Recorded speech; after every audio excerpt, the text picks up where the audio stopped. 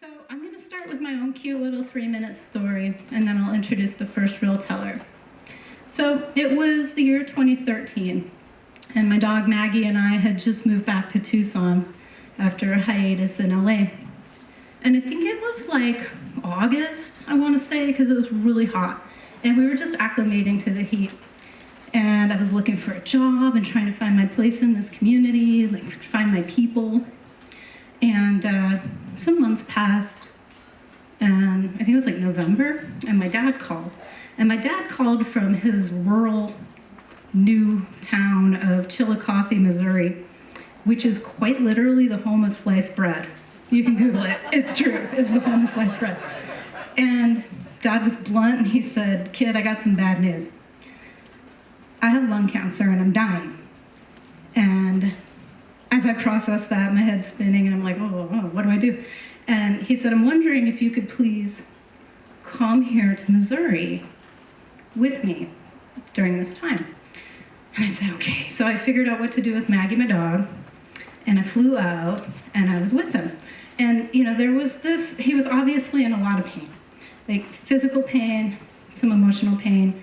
But one thing that Chillicothe, Missouri has that other towns might not have of that same size and caliber is a killer hospice system. No pun intended. So the hospice ladies would come every day and help me with his pain management. That was primarily what they were doing at that point, is just making the pain lighter. And he hated it. He hated the pain management stuff. He didn't want their morphine. He didn't want the medical marijuana that may or may not have legally gotten on the kitchen counter, which says a lot since he was a big stoner. He didn't want Jack Daniels, and he really didn't want the fentanyl patches that they slapped on his scapula. And fentanyl patches, at least back then, I have no idea, were like the size of a cell phone, like maybe 3x4 or something.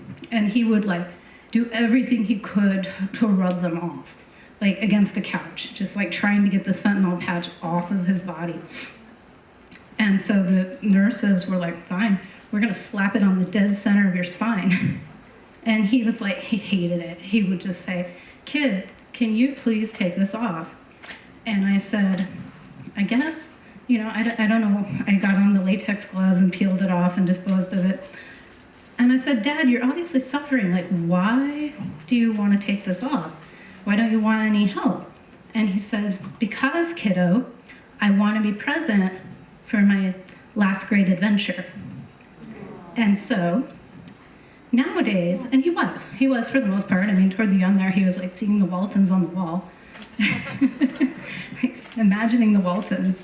But he was mostly present until the very end. And it left me with this, I think, healthy fascination by death and dying process. Like, it's really interesting to me. And I think some people see death as like ending in a period, and some people see death as ending in a question mark, and some people see death maybe as an exclamation point. But Dad saw, and now I see, death as an ellipse, right? Who knows what's left? But it was a great gift to leave your kid, is feeling like death is an adventure that we will all go through. So embrace it. And on that note, thank you. It's true. Lots of different kinds of adventure, right?